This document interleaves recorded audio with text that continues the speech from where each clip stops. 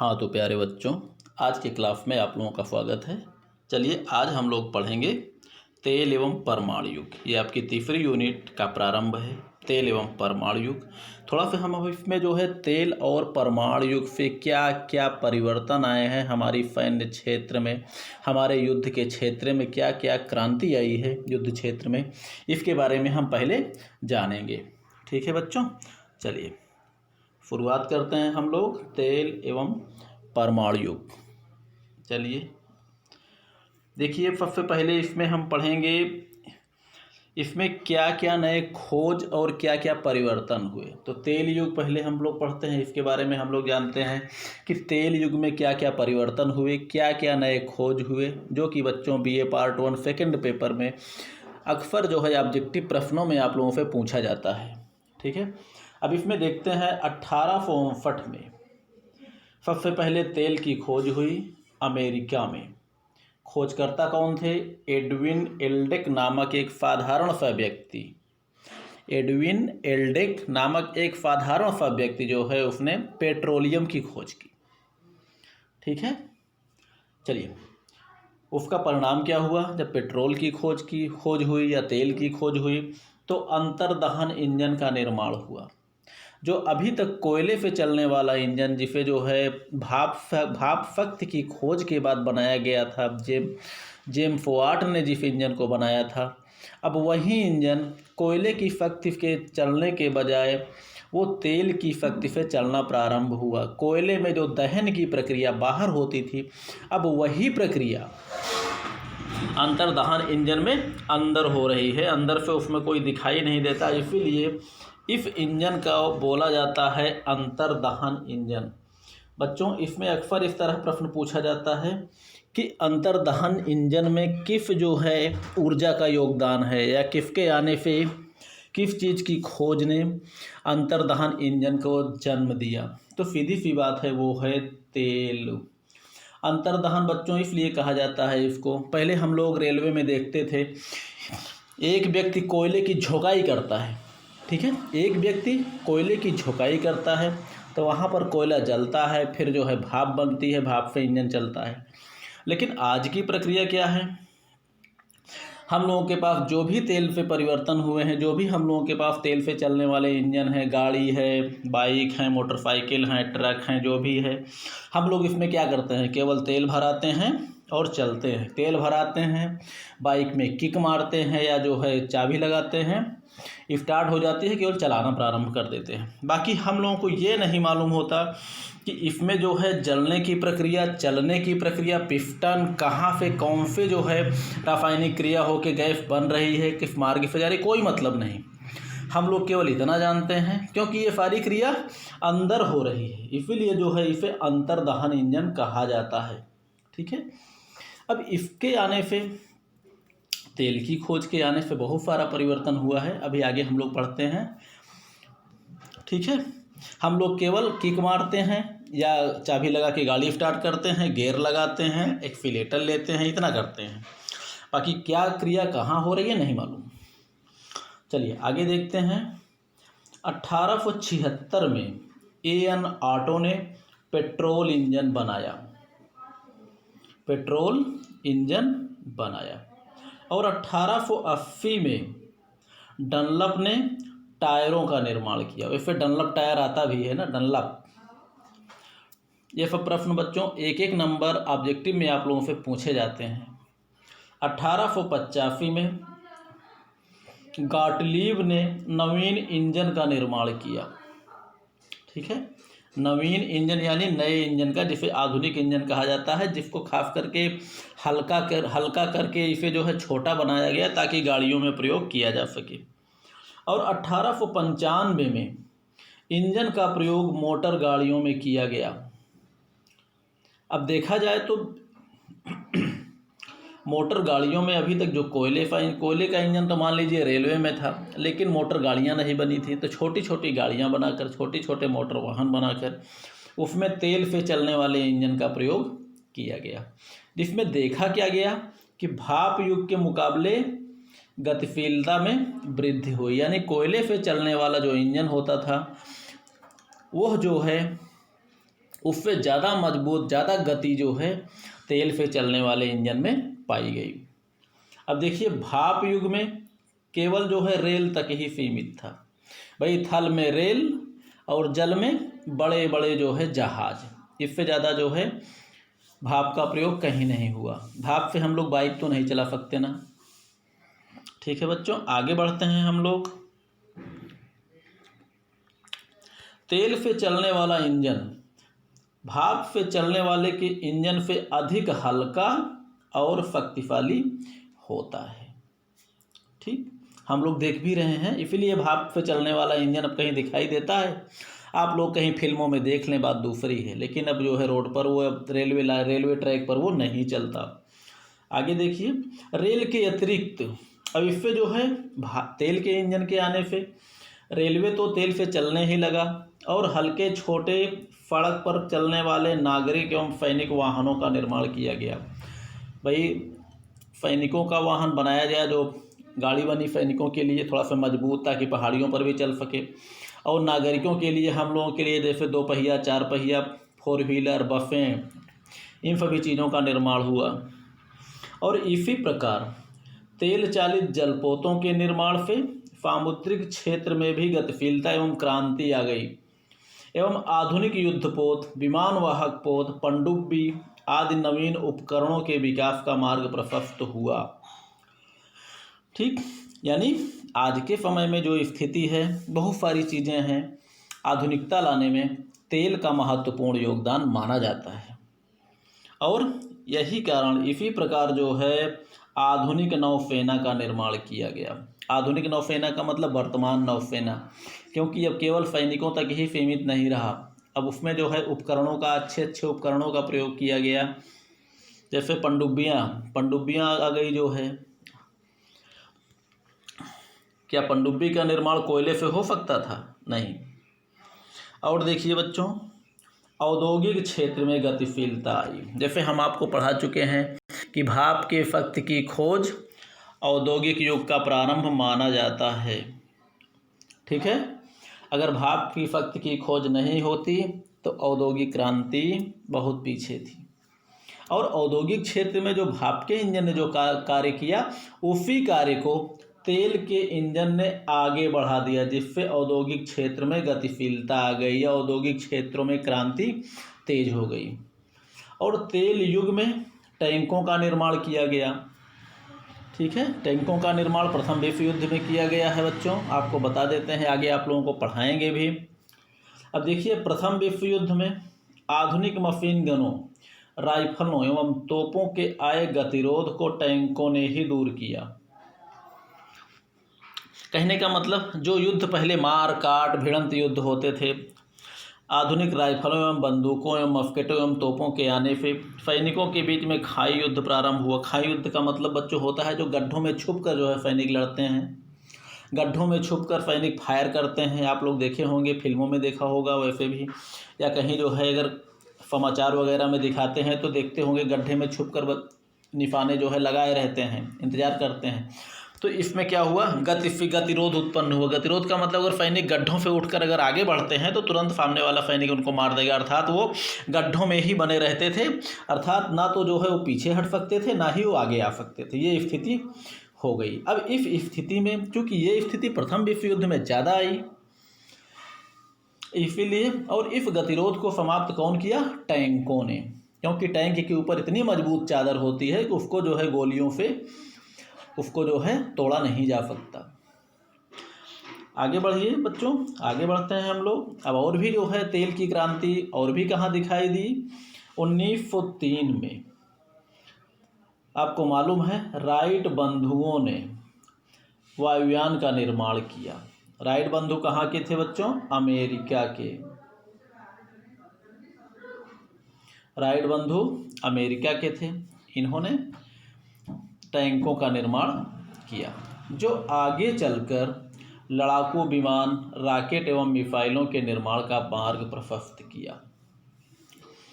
ठीक है, कहने का मतलब, हवाई जहाज से लोग उड़ने लगे तो उन्हीं के आधार पर आज के लड़ाकू विमान, रॉकेट एवं मिसाइलें बनाई जा रही हैं और बनाई गई भी हैं।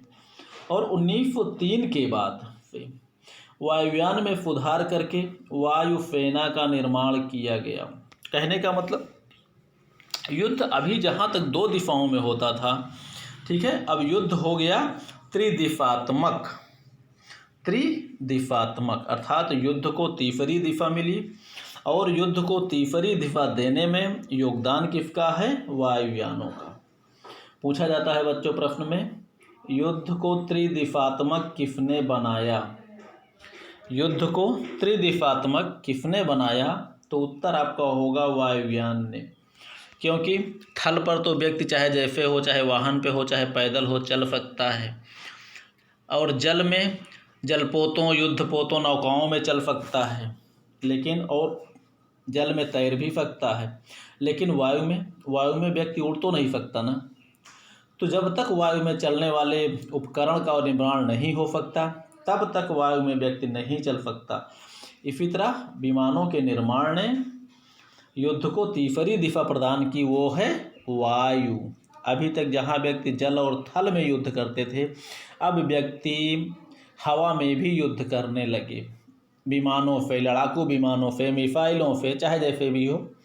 ठीक है बच्चों, आगे हम लोग पढ़ते हैं परमाणु युग। अभी हम लोग पढ़े हैं तेल युग, अब हम पढ़ेंगे परमाणु युग। देखिए, परमाणु बम के निर्माण के साथ ही परमाणु युग का प्रारंभ होता है। बच्चों आपको मालूम है, अब द्वितीय विश्व युद्ध के अंतिम दिनों में परमाणु बम का आविष्कार कर लिया गया। कौन किया? अमेरिका ने। कब किया? 1945 में। द्वितीय विश्व युद्ध कब तक चला? सेकेंड वर्ल्ड वार 1939 से 45 तक। और युद्ध के अंतिम दिनों में परमाणु बम का भी निर्माण अमेरिका ने कर लिया। और इसके निर्माता कौन थे? ऑटो हान। ठीक है, शीघ्र ही जापान के दो सुंदर नगरों हिरोशिमा और नागासाकी, बच्चों आप लोगों को मालूम होगा, इन्हीं दोनों नगरों पर जो है परमाणु बम पहली बार गिराए गए थे। उनकी तारीख क्या है? हिरोशिमा पर 6 अगस्त को और नागासाकी पे 9 अगस्त को। 6 और 9 अगस्त को 1945 को हिरोशिमा और नागासाकी पर परमाणु बम गिराकर उनका विनाश करके उनकी ताकत का परीक्षण भी कर लिया गया कि कितने ताकतवर होते हैं परमाणु बम। ठीक है, और इसी आक्रमण से, क्योंकि बहुत विनाशकारी है परमाणु बम, और इसी आक्रमण से जो है संपूर्ण जो है क्या बोलते हैं, संपूर्ण विश्व जो है इस परमाणु बम की भयानकता से आतंकित हो उठा। और जापान के नगरों पर प्रयोग परमाणु बम, जो भी उस समय जापान के नगरों पर गिराए गए थे, जिसमें मात्र 5 किलो यूरेनियम और 5 किलो प्लूटोनियम का प्रयोग किया गया था। और आज के जो परमाणु बम बने हैं, आधुनिक परमाणु बम, इतने बड़े बड़े बने हैं कि उनके मुकाबले वो हिरोशिमा और नागासाकी वाले परमाणु बम बहुत छोटे थे। आज के वो तो केवल 2 शहरों को उन्होंने तबाह किया, लेकिन आज के जो बम बन चुके हैं ये एक एक देश को तबाह करने की क्षमता रखते हैं। छोटे मोटे देश तो इनसे समाप्त ही हो जाएंगे। ठीक है बच्चों, अब देखा जाए तो वर्तमान समय में जो विश्व राजनीति में परमाणु हथियारों की एक महत्वपूर्ण भूमिका बन चुकी है, अर्थात जिसके पास परमाणु हथियार हैं उसकी गुंडई चमक रही है। वो समझ लीजिए विश्व में दादागिरी कर सकता है, लेकिन दूसरे के पास है तो वो भी दादागिरी करेगा, वो भी किसी मामले में पीछे नहीं हटेगा। क्योंकि आज विश्व राजनीति में परमाणु हथियारों की महत्वपूर्ण भूमिका इसलिए माना जाता है कि परमाणु हथियार एक सम्मान का प्रतीक बन चुका है और एक शक्ति का प्रतीक बन चुका है। ठीक, और परमाणु युग में शक्ति की परिभाषा ही बदल गई। शक्ति की परिभाषा ही बदल गई। बच्चों, परमाणु बम उसी प्रकार का एक हथियार है जिस प्रकार कोई बड़ा राष्ट्र चाहे जितना भी ताकतवर क्यों ना हो, अगर किसी अन्य राष्ट्र के पास छोटा भी है तो उसके पास अगर परमाणु बम है तो वो बड़ा राष्ट्र उस छोटे राष्ट्र पर कभी आक्रमण नहीं कर सकता। आक्रमण करने की उसकी हिम्मत ही नहीं हुई। कहीं वो परमाणु बम गिरा देगा तब ये कंडीशन जो है लागू होती है। जैसे मान के चलिए अगर एक व्यक्ति है और एक सांप है, सांप की स्थिति एक परमाणु बम के समान है और व्यक्ति की स्थिति क्या है, एक बड़े राष्ट्र के समान, बड़े ताकतवर राष्ट्र के समान। कहने का मतलब क्या सांप जो है मनुष्य से ज़्यादा ताकतवर होता है? नहीं। मनुष्य चाहे तो सांप को पकड़कर, लपेटकर, तोड़ फोड़ के इधर उधर फेंक सकता है, लेकिन कारण क्या है कि जब मनुष्य उसको देखता है तो निहत्थे उससे जो है मल्ल युद्ध करने की हिम्मत नहीं करता। क्यों नहीं करता? कुश्ती लड़ जाना चाहिए उससे, लेकिन नहीं, क्योंकि सांप की स्थिति परमाणु बम के समान है। भले ही आप उससे मल्ल युद्ध करके उसको आप मार तो सकते हैं अंतिम में, लेकिन आप भी बचेंगे नहीं। यही कंडीशन है जो है परमाणु बम और जो है एक राष्ट्र की, क्योंकि परमाणु बम अत्यंत विनाशकारी होता है। बाद में हम छोटे राष्ट्र को चाहे जो भी कर दें, लेकिन अपने आप को भी बचा नहीं सकते। ठीक है बच्चों, चलिए आगे बढ़ते हैं। इसीलिए जो है सत्य की परिभाषा भी बदल गई है। सत्य की अमित मांगला बच्चा, सत्य की परिभाषा भी बदल गई है। आओ देखो, चलो आगे बढ़ते हैं हम लोग। हाँ, मोटरसाइकिल लेके आओ का ढो ले भाई, अरे हम ढो ले परफन। ठीक है बच्चों, आगे बढ़ते हैं हम लोग। जहाँ मिसाइलों की खोज हुई, संपूर्ण विश्व को युद्ध क्षेत्र में तब्दील कर दिया, क्योंकि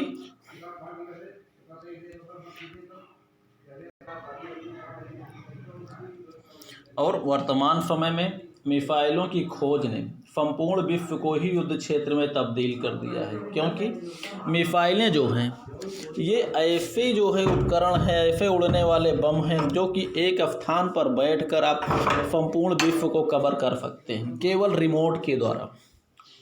ठीक है बच्चों, केवल रिमोट के द्वारा, केवल एक यहाँ पर बैठा हुआ व्यक्ति रिमोट सिस्टम के द्वारा यहीं बैठे बैठे पाकिस्तान विश्व के किसी भी कोने में अपनी मिसाइलों को भेजकर वो कोई भी प्रकार का बम गिरा सकता है। वारहेड उसको बोलते हैं, जो बम उस पर लगाया जाता है।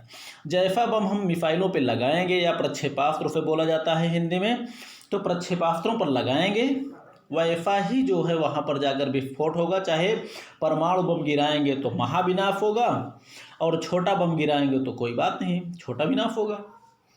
तो मिसाइलों की खोज ने संपूर्ण विश्व को ही युद्ध क्षेत्र में तब्दील कर दिया है। यही, और आज के समय में मिसाइलें छोटी नहीं, छोटी मिसाइलें, बड़ी मिसाइलें, यहाँ तक कि अंतर महाद्वीपीय मिसाइलें भी बन चुके हैं, अंतर महाद्वीपीय प्रक्षेपास्त्र भी बन चुके हैं, जो कि एक स्थान पर बैठकर किसी भी महाद्वीप पर बम गिराया जा सकता है। कोई भी गिरा सकता है जिसके पास परमाणु हथियार हो। अमेरिका और सोवियत संघ जैसे देश हैं, चाइना जैसे देश हैं, कहीं पर भी अटैक करने की क्षमता इनके पास इस समय है, विश्व के किसी भी कोने में।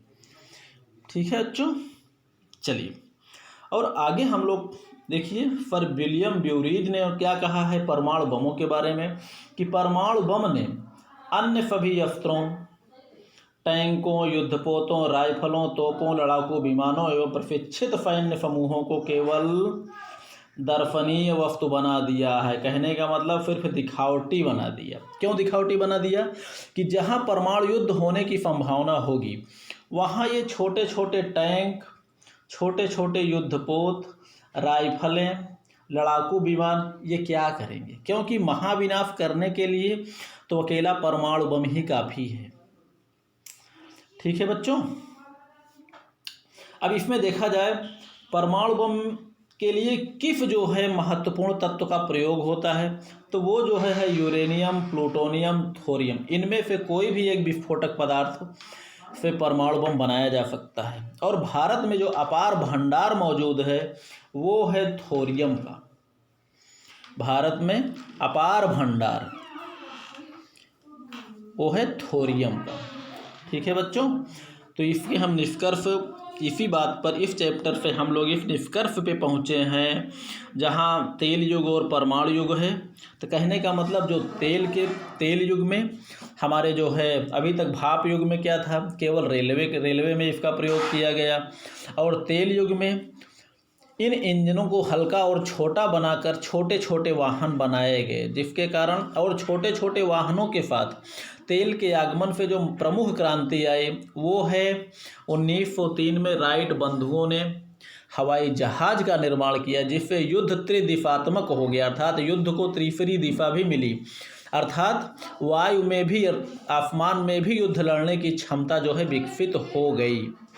ठीक है। और इसी तेल के आने से युद्ध में अन्य वाहन जैसे जो है अन्य उपकरण जैसे टैंक हो गए और युद्धपोत हो गए, लड़ाकू विमान हो गए, ये सभी तेल से चलने वाले ही उपकरण बनाए गए, जो कि युद्ध क्षेत्र में आज के समय में महान विनाशकारी भूमिका अदा कर रहे हैं। और इसी के साथ परमाणु युग में परमाणु बम के आने से या द्वितीय विश्व युद्ध के अंत में परमाणु बम के निर्माण ने संपूर्ण विश्व को हतप्रभ कर दिया है। और निर्माण के तुरंत बाद उसका प्रयोग और परीक्षण जो है 2 जापानी नगरों को नष्ट करके कर लिया गया। 2 जापानी नगरों को नष्ट करके कर लिया गया। ठीक है बच्चों। और इसीलिए जापानी नगरों की विनाशलीला को देखते हुए संपूर्ण विश्व में इस परमाणु हथियार को एक भयानक दैत्य के रूप में जाना जाने लगा। और आज की स्थिति जो है, जहां अभी तक छोटे छोटे हथियार वाले राष्ट्र युद्धरत होते थे, और यही स्थिति आज एक राजनीतिक भूमिका परमाणु हथियार अदा कर रहे हैं, क्योंकि परमाणु हथियारों अगर जो है 2 राष्ट्रों के पास परमाणु हथियार है तो उनके बीच युद्ध नहीं होगा। परमाणु युद्ध होने की संभावना तब होती है जब एक ताकतवर हो और एक कमज़ोर, अर्थात जब 2 राष्ट्रों के बीच शक्ति बराबर है तो उनमें युद्ध होने की संभावना नहीं होती है। और एक राष्ट्र अगर ताकतवर है और दूसरा कमज़ोर है तो जिसके पास परमाणु बम नहीं है वो युद्ध करने की हिम्मत नहीं करेगा। तो ऐसे में जहाँ एक विनाशकारी साधन के रूप में परमाणु हथियार है, वहीं एक युद्ध को रोकने का एक राजनीतिक साधन भी बना हुआ है। ठीक है बच्चों, तो ये रहा आज का चैप्टर। अब बाकी जो है अगले क्लास में हम लोग फिर पढ़ेंगे। बच्चों वीडियो छोटा बनाएंगे इसलिए कि आप लोग सुनते नहीं हो, हमें मालूम है आप लोग ऊब जाते हो। चलो।